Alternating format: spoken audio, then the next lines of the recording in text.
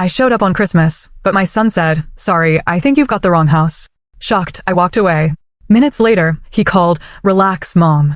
We just wanted some peace." I said, "I get it." But he forgot to hang up. She really thinks the money she sends every month buys her a seat at the table, I heard. I canceled the automatic transfers. The next morning, 25 missed calls. Imagine a moment so crushing, so utterly soul-destroying, that it feels like the very air is violently ripped from your lungs. One second you're breathing, the next, you're drowning in plain sight. I know this feeling because I lived it, standing on my son's doorstep on Christmas Day, my arms full of carefully wrapped gifts, only for him to look me dead in the eye and say, "Sorry, I think you're the wrong house." For 19 years, ever since my husband died unexpectedly, leaving me with 2 teenagers and a mortgage I could barely afford, I'd been the kind of mother who would move mountains for her children. I didn't crumble. I couldn't. Mark was 15, Sophie 13. They needed stability. They needed a mother who could be both parents, so that's exactly who I became. I sold our family home in Connecticut, downsized to a tiny 2-bedroom apartment, and picked up night shifts at the hospital where I worked as a nurse. I cut my own hair, learned to fix the plumbing myself, and drove the same beat-up car for 12 years. Why? Because every single spare penny went straight into their futures. I desperately wanted them to have all the opportunities their father and I had dreamed of giving them. And you know what? They did well. I'll give them that. Mark graduated from NYU with a business degree, married his college sweetheart, Elaine, and landed a great job with a financial firm in Boston. Sophie followed suit, graduating from UConn before moving to Chicago for a marketing position. I was so incredibly proud. So proud that, honestly, I didn't even mind that they rarely called, that my birthdays often went unacknowledged, or that invitations to visit were few and far between. They're busy building their lives. I'd tell my sister Diane when she'd question their absence. That's what we raised them to do. But at 58, after 33 years of motherhood, I was just tired. Tired of being an afterthought. Tired of the thinly veiled obligation in their voices when they did call. And utterly exhausted from sending checks every single month to help with their mortgages, their car payments, their daycare costs. Money I could have been putting toward my own retirement. Money that was never, ever acknowledged, except maybe with a quick, impersonal text, "Got it. Thanks." Still, I persisted. Because that's what mothers do, right? We give and give until there's nothing left. This past December, something in me shifted. I made a decision. I was going to spend Christmas with my grandchildren. Mark and Elaine had 2 beautiful children, Emma, 6, and Noah, 4, whom I'd only seen a handful of times. Sophie was expecting her first child in March. I wanted to be a real part of their lives, not just a signature on a card or a voice on the phone. I called Mark in early December, my heart absolutely racing as I rehearsed what to say. "Mom," he answered, sounding so distracted. I could hear the hum of his office in the background. "Hi, sweetheart. I won't keep you. I just wanted to know if I could come for Christmas this year. I'd love to see the kids open their presents." There was a pause, then the sound of a door closing. When he spoke again, his voice was lower. "Christmas? I don't know, Mom. Elaine's parents are coming, and we don't have a lot of space. I could stay at a hotel." I offered quickly, desperate. I wouldn't be in the way. Another pause. "Let me talk to Elaine and get back to you." He never did. After a week of agonizing silence, I called again. This time, it went straight to voicemail.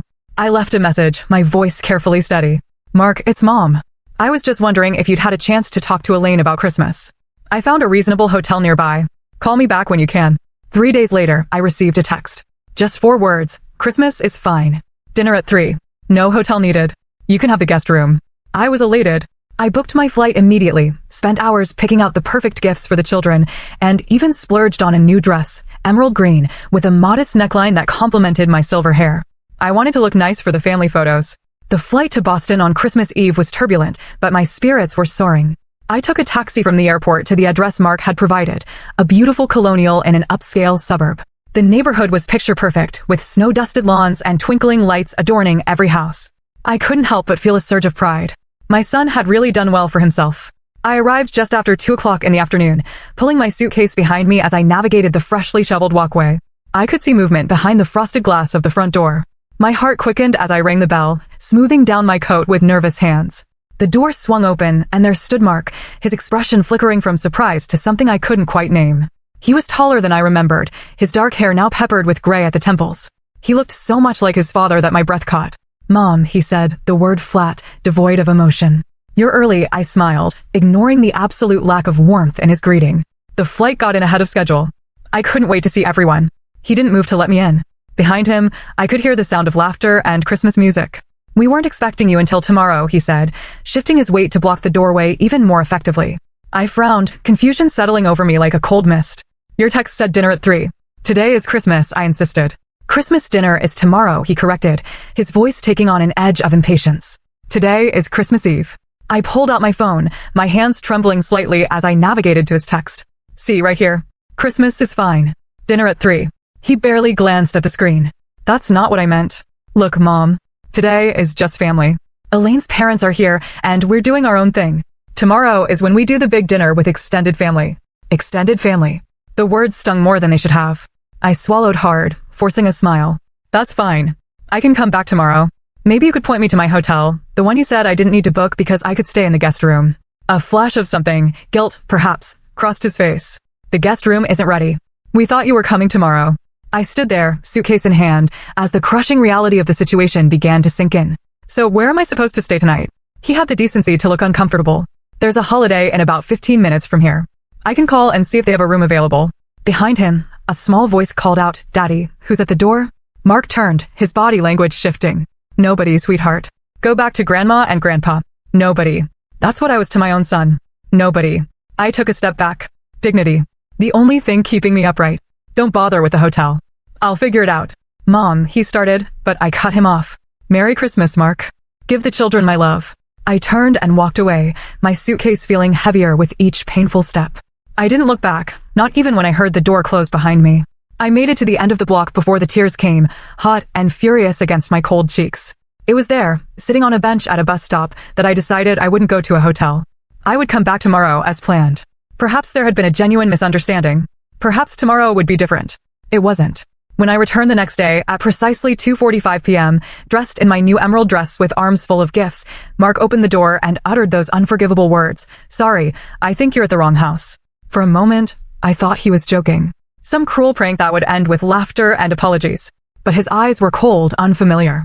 Behind him, I could see a Christmas tree surrounded by presents, a table set for dinner, and the back of Elaine's head as she arranged something on the sideboard. Mark, I said, my voice barely audible.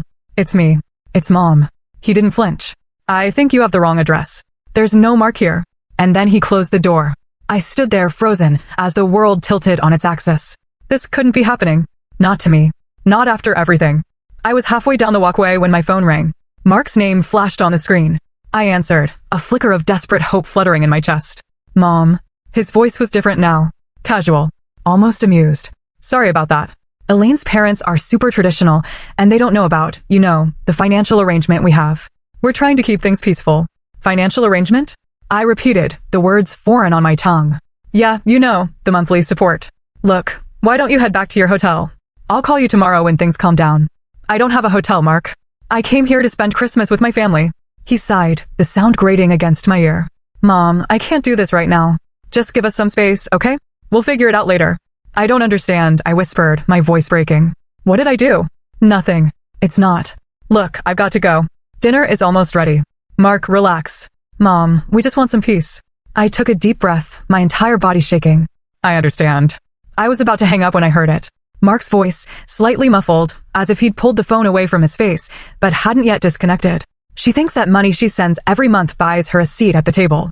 The phone slipped from my hand, landing with a soft thud in the snow at my feet. I stared at it for a long moment before slowly bending to retrieve it. The call was still active. I ended it with a trembling finger. She thinks that money she sends every month buys her a seat at the table. The words echoed in my head as I made my way back to the main road, dragging my suitcase through the snow. They echoed as I hailed a taxi. They echoed as I checked into the Holiday Inn and sat on the edge of the bed, still clutching my purse with white-knuckled hands. And they were still echoing late that night when I opened my banking app and, with a sense of calm I hadn't felt in years, canceled the automatic transfers to both my children's accounts. I slept surprisingly well that night. No tears, no second-guessing, just the heavy, dreamless sleep of someone who has finally put down an unbearable burden. When I woke the next morning, my phone showed 25 missed calls, 15 from Mark, 10 from Sophie. There were dozens of text messages, each more frantic than the last. Mom, the transfer didn't go through. Is everything okay? Mom, I need that money for Noah's daycare payment. Please call ASAP. What the hell, Mom? I'm about to be late on my mortgage. Call me now. I scrolled through them dispassionately, as if reading messages meant for someone else. Then I silenced my phone, placed it on the nightstand, and went to take a long, hot shower. As the water cascaded over me, I made a decision. I was done. Done being used. Done being invisible, except when my checkbook was needed. Done putting my life on hold for children who saw me as nothing more than an ATM. I dressed methodically in the clothes I'd packed for Christmas dinner, applied makeup with a steady hand, and styled my silver hair in soft waves. In the mirror, I looked different somehow. Lighter. The constant worry that had etched itself into my features over the years seemed less pronounced. At the hotel reception desk, I extended my stay for 3 more days. I needed time to think, to plan. Then I walked to a nearby cafe, ordered a cappuccino and breakfast, and pulled out my tablet. For years, I dreamed of traveling, but I always found reasons not to. The children might need me. The money could help them instead. It wasn't safe for a woman my age to travel alone. All excuses that had kept me tethered to a life that had slowly drained me. Now, with surprising clarity, I booked a one-way ticket to Bangkok, departing in 2 days. Thailand had always fascinated me with its temples and vibrant street life. From there, I could make my way through Southeast Asia at my own pace. The thought sent a thrill through me, a feeling I barely recognized as excitement. My phone continued to vibrate on the table. This time, it was Sophie, her name flashing insistently on the screen. After a moment's hesitation, I answered. Mom, finally. What's going on with the transfers? Mark said his didn't go through either. No greeting. No, how are you? Just straight to the money. Hello, Sophie, I said calmly. I've decided to discontinue the monthly transfers. There was a beat of silence, followed by a sputtering noise. You've what? You can't do that. I'm counting on that money for the baby's nursery. I'm sorry to hear that, I replied, taking a sip of my cappuccino. I suggest you and Daniel adjust your budget accordingly. This is about Mark, isn't it? He told me what happened. It was a misunderstanding, Mom. You're being ridiculous. It's not about Mark, I said, though we both knew that was only partially true. It's about me finally recognizing my worth. She laughed, a harsh sound that held no humor. Your worth, Mom? You're almost 60. This isn't the time to find yourself or whatever midlife crisis you're having. The comment should have hurt, but instead, it only reinforced my decision. I'm 58, Sophie, not dead. And I've put my life on hold long enough. So that's it? You're just cutting us off without warning because your feelings got hurt? Real mature, Mom. I closed my eyes briefly, centering myself. I've given you both over $1,000 each month for years. That's more than enough time to become financially independent. We are independent, she snapped. But things are tight right now, with the baby coming and Daniel's commission-based job. Then perhaps it's time to make some difficult choices, like I did when your father died. Downsize. Take on extra work. Clip coupons. I can't believe you're doing this, Sophie said, her voice trembling with anger. After everything we've been through as a family. That's just it, Sophie. We haven't been a family in a very long time. I'm simply acknowledging the reality of our relationship. I could hear her breathing heavily on the other end of the line. When she spoke again, her voice had shifted to something softer, cajoling. Mom, please. I know Mark was a jerk at Christmas, but don't punish me for his mistake. I need you. The baby needs you. The emotional manipulation was so transparent, it was almost laughable. 5 minutes ago, I was having a midlife crisis. Now, I was needed. I'm not punishing anyone, Sophie. I'm choosing myself for once. I've already booked a flight to Thailand. I'm going to travel, see the world, use my nursing skills to volunteer abroad, perhaps. Thailand, she echoed, incredulously. Are you insane? What about when the baby comes? You're just going to miss the birth of your first grandchild. I'll send gifts, I said mildly, just as you send birthday cards when you remember. There was a long silence. Then, in a voice filled with venom, you selfish expletive. Dad would be so ashamed of you. The line went dead. I stared at the phone, waiting for the pain, the guilt, the overwhelming need to call her back and apologize. It didn't come. Instead, I felt oddly peaceful, as if the last tether binding me to my old life had been severed. I spent the rest of the day preparing for my journey. I called my landlord to give notice on my apartment, arranged for my sister Diane to pack up my belongings and either store or donate them, and contacted my supervisor at the hospital to tender my resignation. 32 years of service ended with a brief phone call and a promise to email my formal letter. By evening, my phone had fallen silent. No more calls from either of my children. I wondered if they were commiserating together, painting me as the villain in their story. The thought didn't bother me as much as it once would have. I ordered room service for dinner and opened my laptop to research accommodations in Bangkok. As I scrolled through photos of golden temples and bustling markets, I felt a lightness in my chest, a sensation so foreign that it took me a moment to recognize it as freedom. The next morning brought a knock on my hotel room door. I opened it to find Mark standing there, his face haggard, eyes bloodshot. He'd driven all the way from Boston to Connecticut, tracking me down through my credit card charges. Mom, he said, his voice rough. We need to talk. I stepped aside to let him in, my face carefully neutral. He entered cautiously, as if expecting a trap. You've caused quite a panic, I said, gesturing for him to sit in the armchair by the window. I remained standing. He ran a hand through his disheveled hair. What did you expect? You cut us off without warning. Disappear from your apartment. Quit your job. Aunt Diane thought you might have, he trailed off, unable to finish the thought. Killed myself? I supplied. How dramatic. And how interesting that it took the prospect of my death for you to drive all this way. That's not fair, he said, a flash of anger crossing his features. I'm here now, aren't I? Yes, I agreed. Now that your mortgage payment is at risk. He had the grace to look ashamed. It's not about the money. It's always been about the money, Mark. I just didn't want to see it. He leaned forward, elbows on his knees.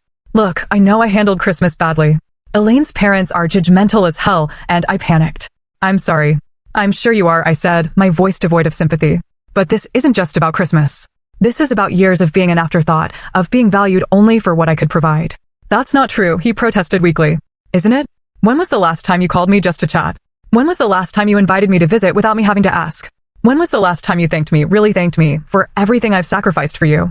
He had no answer. I moved to the mini fridge, pulled out 2 water bottles, and handed one to Mark. He accepted it with a mumbled thanks, twisting the cap open, but not drinking. Mom, I know I've been distant, he said finally. We both have.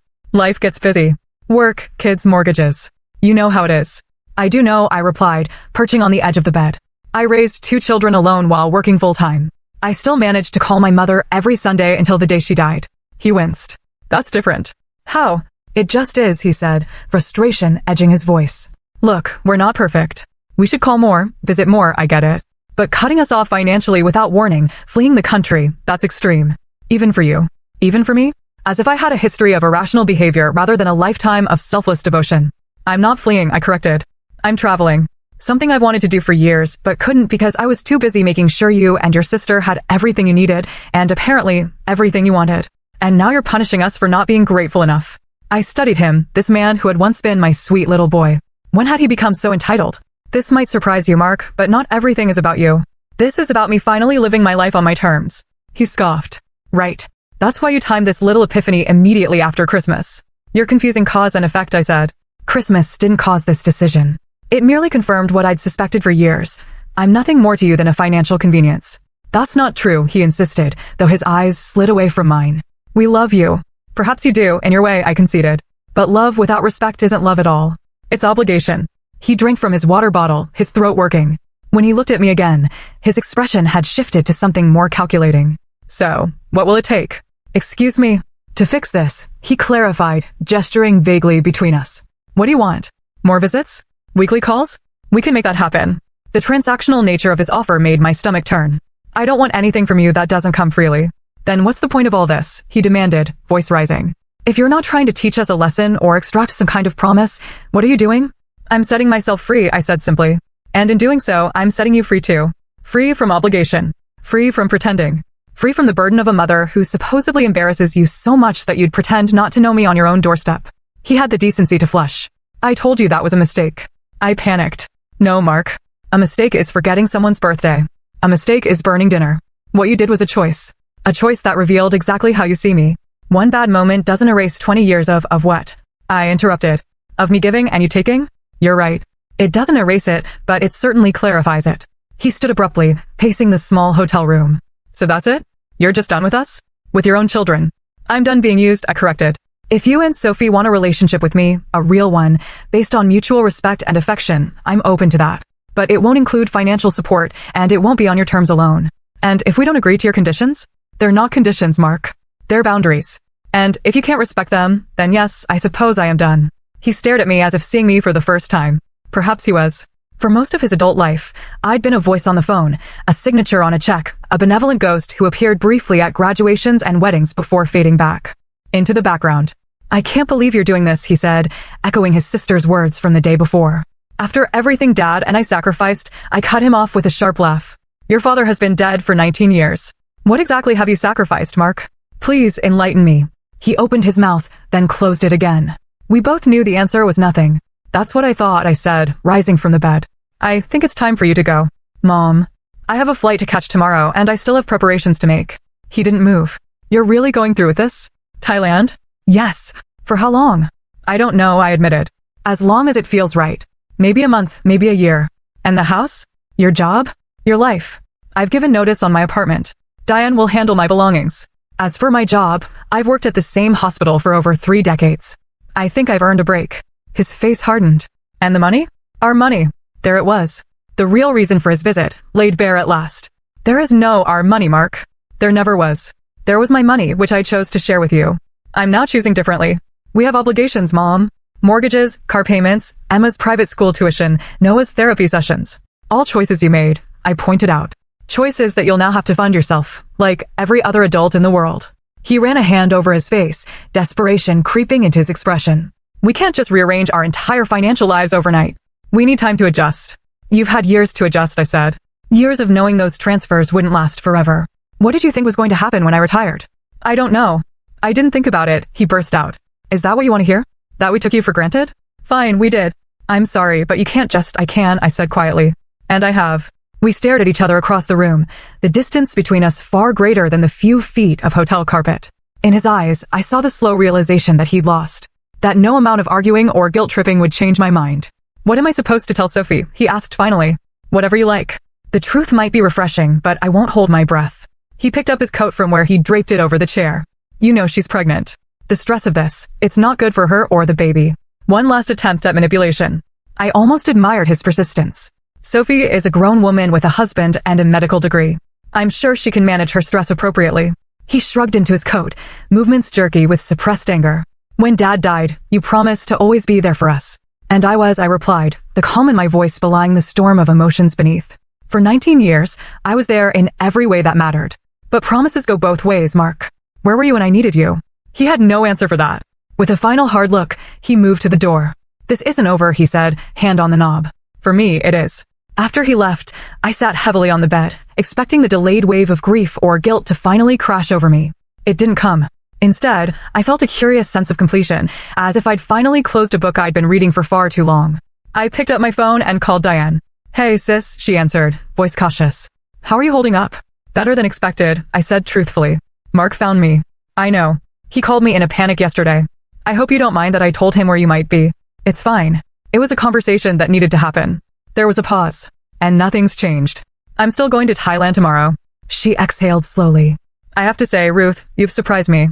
I never thought you'd actually go through with this. Neither did they, I said, a hint of grim satisfaction in my voice. That was their mistake. They're devastated, you know. Sophie called me crying for an hour last night. About the money or about me? Diane's silence was answer enough. That's what I thought, I said. How are you coming with the apartment? I've started boxing up the essentials. The lease breaks at the end of next month, so we have some time.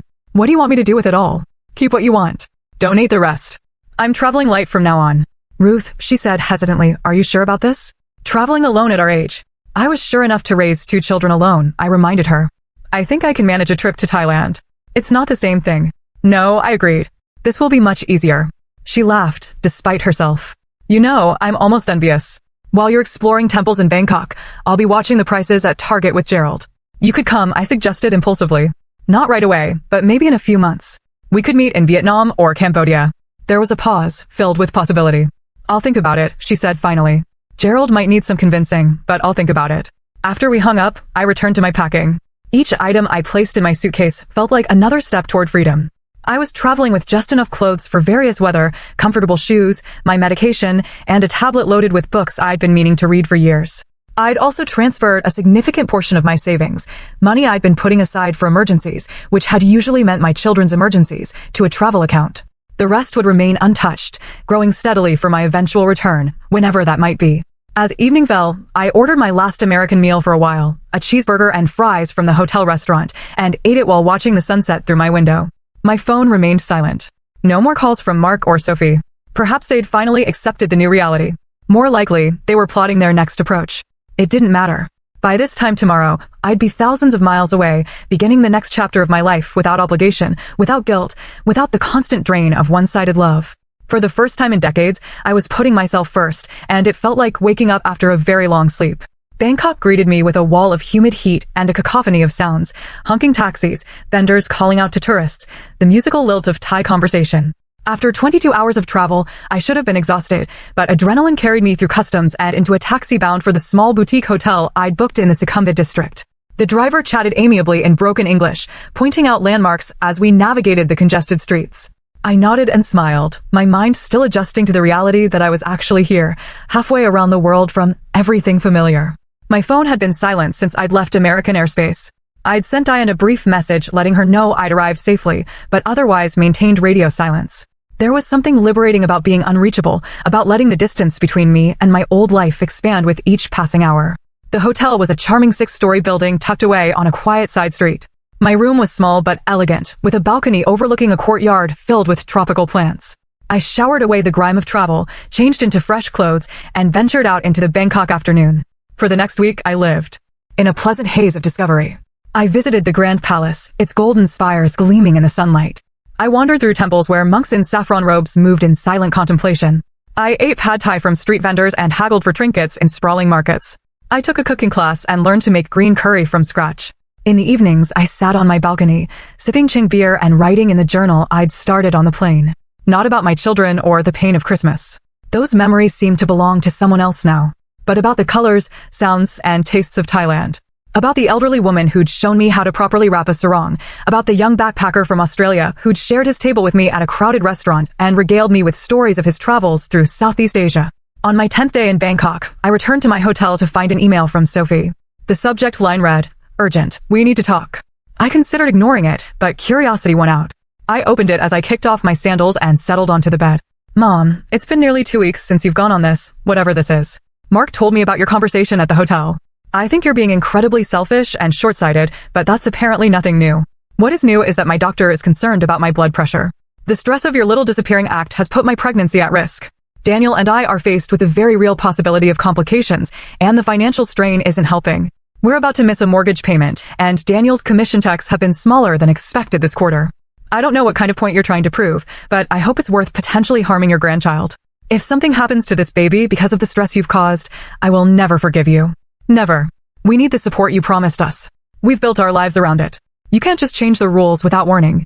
If you have any love left for this family, you'll reconsider this selfish decision and come home. Sophie." I read the email twice, noting the careful blend of guilt, accusation, and veiled threats. Classic Sophie. Even as a teenager, she'd been masterful at emotional manipulation.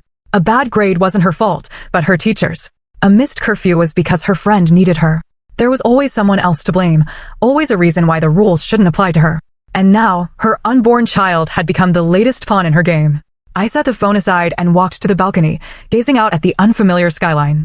The old me would have been frantic with worry, immediately transferring money and booking a flight home. The old me would have accepted the blame, apologized profusely, and resumed my role as the family safety net. But that woman was gone, left behind in a hotel room in Connecticut. I picked up my phone again and composed a reply. "Daniel, thank you for your email. I appreciate your honesty about the family situation and the acknowledgement of past behavior. I'm sorry to hear that Sophie struggled with her pregnancy and delivery, and that you've both had to make difficult financial adjustments. The same goes for Mark and his family. These are hard lessons, but necessary ones. Regarding the apartment, it's been paid through August, after which Diane will be handling the final closing of the lease. You and Sophie are welcome to use it until then, with the understanding that this is a temporary arrangement and not a resumption of financial support. Diane has a key and can make the necessary arrangements. Please understand that this gesture does not erase the past or change my decision to live my own life. I won't be returning to Connecticut in the foreseeable future. My journey has become more than a reaction to Christmas Day. It's a reclaiming of myself after decades of putting everyone else first. As for meeting Lily, perhaps someday, but not now. Not like this.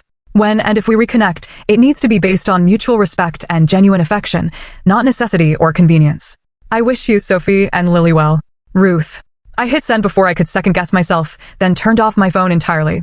I needed to clear my head. I spent the afternoon at a nearby temple, finding peace in its quiet corners and the gentle smile of a Buddhist statue that seemed to approve of my choices. By evening, I'd made a decision. Thailand had been wonderful, but it was time to move on. My initial plan had been to stay in Bangkok for at least a month, but Sophie's email had tainted the city somehow. I needed a fresh start again. The next morning, I booked a flight to Hanoi, Vietnam, departing in 3 days. I'd heard the northern region was beautiful this time of year, with its limestone karsts rising from misty waters and hill tribes maintaining traditions that stretched back centuries.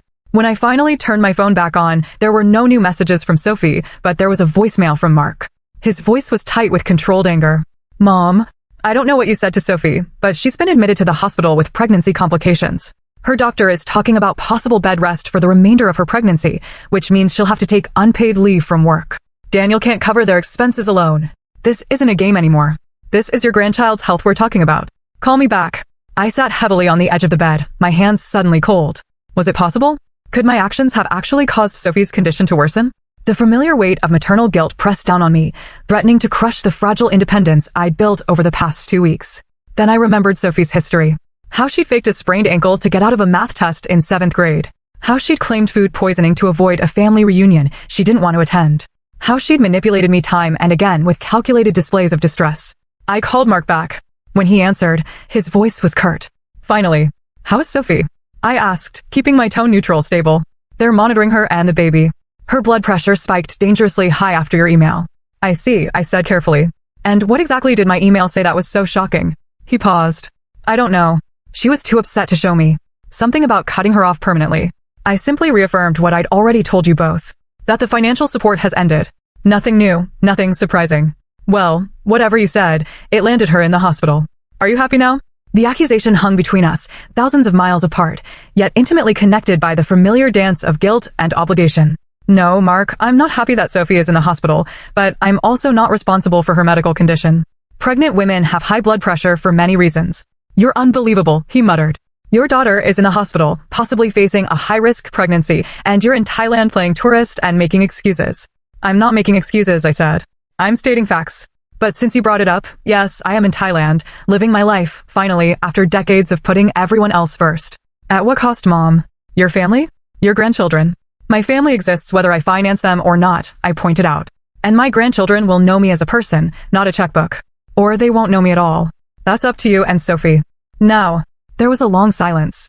Then, in a voice so quiet I had to strain to hear it, I need $10,000. The baldness of the request startled a laugh out of me. Excuse me, for Sophie's medical bills. To cover her leave from work. To keep them from losing their house. $10,000. If that makes you feel better, you can have it back when, no, I interrupted. Not $10,000. Not 10. I'm not sending any money, Mark. Then you're condemning your daughter and grandchild to financial ruin, he said bitterly. I hope your temples and elephant rides are worth it. The line went dead before I could respond. I sat motionless for several minutes, phone still pressed to my ear. The old, familiar guilt tugged at me, whispering that a good mother would help, would sacrifice, would put her children first. But another voice, newer and stronger, reminded me that I had helped for years. I had sacrificed my retirement security, my dreams, my self-respect. I had put them first at the expense of everything else in my life. And where had it gotten me? Standing on a doorstep on Christmas Day, being told I was at the wrong house. No. I was done. I set the phone down and walked back to the balcony. The sun was setting over Bangkok, painting the sky in shades of orange and pink. Tomorrow, I would visit the floating markets. The day after, perhaps the ancient city of Ayutthaya, and in 3 days, I would board a plane to Vietnam, leaving this chapter behind. Whatever happens with Sophie and her pregnancy, whatever financial hardships my children face without my support, those were their stories now. Not mine. For the first time in decades, I was writing my own story, and it would not be a tragedy. 6 months passed in a kaleidoscope of new experiences. Vietnam led to Cambodia, where I spent peaceful mornings watching the sunrise over Angkor Wat. From there, I traveled to Laos, then Malaysia. Each country offering its own lessons in letting go. I volunteered at a medical clinic in a remote village in northern Thailand, my nursing skills transcending language barriers. I learned to scuba dive off the coast of Malaysia, discovering a silent world of color and movement beneath the surface. I celebrated my 59th birthday on a beach in Bali, sharing cake with a group of travelers half my age who insisted I join their bonfire party. Through it all, I maintained minimal contact with home. Diane and I exchanged emails weekly. She kept me informed of essential matters, but respected my wishes not to discuss Mark or Sophie unless absolutely necessary. From her brief updates, I gathered that Sophie had indeed been placed on bed rest, but had delivered a healthy baby girl in March, my 3rd grandchild, whom they'd named Lily. There had been no birth announcement, no photos sent, no invitation to meet the newest member of a family that had effectively disowned me. The knowledge sat like a small stone in my heart, not heavy enough to weigh me down, but present nonetheless. In June, while exploring a night market in Chiang Mai, my phone buzzed with an incoming email from an unfamiliar address. The subject line read, from Daniel, Sophie's husband. I found a quiet corner away from the bustle of the market and opened it. Ruth, I'm writing without Sophie's knowledge. She would be furious if she knew I was contacting you, but I feel you deserve to know what's happening. Things have been difficult since you left. Sophie had a complicated pregnancy and delivery. As you may have heard, Lily is perfect and healthy, but Sophie has struggled with postpartum depression on top of the financial stress. We've had to make significant changes. We sold our house and moved to a smaller apartment. Sophie returned to work earlier than planned, despite her doctor's recommendations. I've taken on consulting work in addition to my regular job. It's been challenging, but we're managing. Mark and Elaine have faced similar adjustments. They've pulled Emma from private school and listed their vacation cabin for sale. Mark took a second job on weekends. I don't tell you this to make you feel guilty, but so you understand the reality we've been living. The reason I'm writing is that Sophie received a job offer in Connecticut, a significant promotion that would mean financial stability for us. The catch is that we would need temporary housing while we look for a place of our own. Your apartment, according to Diane, remains empty but paid for. Sophie is too proud to ask, so I'm asking for her, for us, for Lily. I know we have no right to ask anything of you. I know my wife and her brother treated you inexcusably. I won't make excuses for them or for myself, as I stood by silently for too long. If you're still reading, thank you. If you choose not to respond, I understand. I just wanted you to know that despite everything, your family misses you, not your money. Daniel. I stared at the screen, conflicting emotions churning inside me.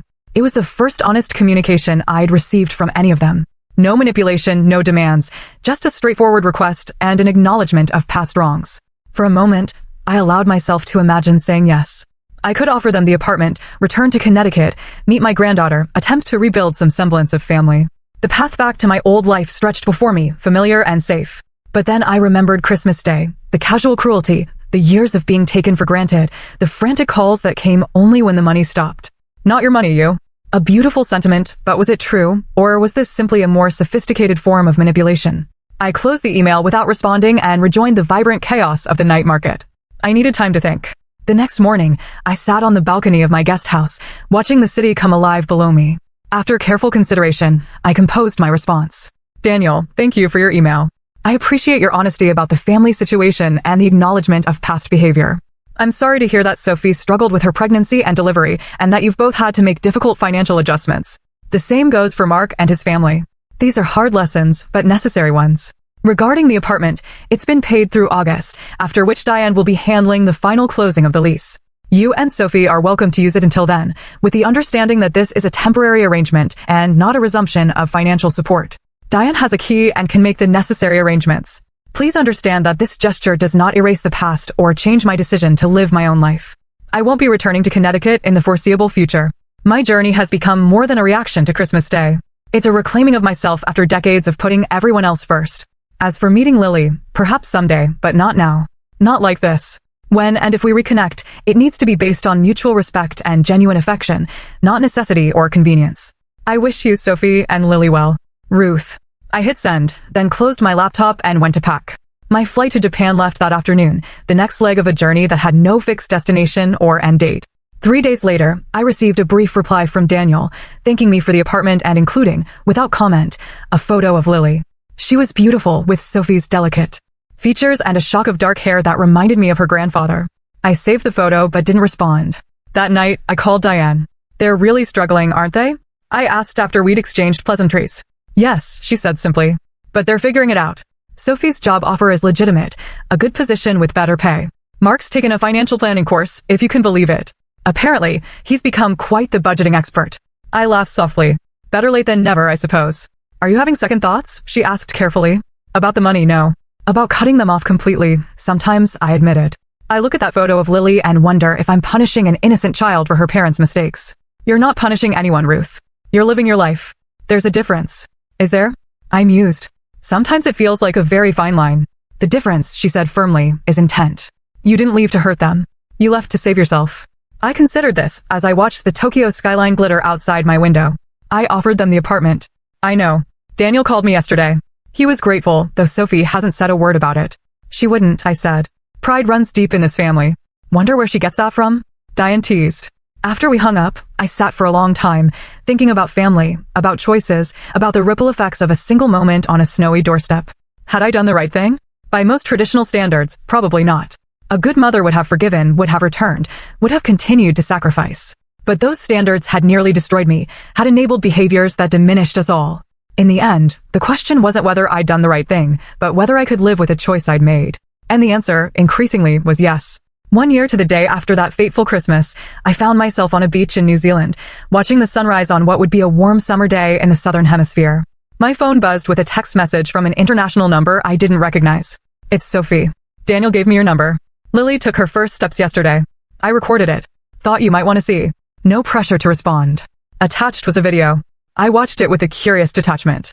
A beautiful, dark-haired toddler wobbling across a living room floor, arms outstretched toward the camera, face alight with triumph and joy. It was the first direct communication from Sophie in a year. No demands, no accusations, no guilt trips. Just a grandmother's moment, freely shared. I saved the video but didn't respond immediately. Later that day, I sent a simple reply. Thank you for sharing this. She's beautiful. It wasn't forgiveness. It wasn't reconciliation. But it was something. A small crack in the wall between us, allowing in just enough light to see that there might be a path forward someday. Not back to what we were. That relationship was gone forever. But perhaps towards something new, something with boundaries, something based on choice rather than obligation. As the sun climbed higher over the Pacific, I walked along the shoreline, my feet sinking into the warm sand. Ahead of me stretched miles of untraveled beach. Behind me, a set of footprints already being erased by the incoming tide. I had no idea where this path would lead. But for the first time in my life, that uncertainty didn't frighten me. It excited me. Because it was my path, my choice, my life. And no one, not even my children, would ever take that from me again.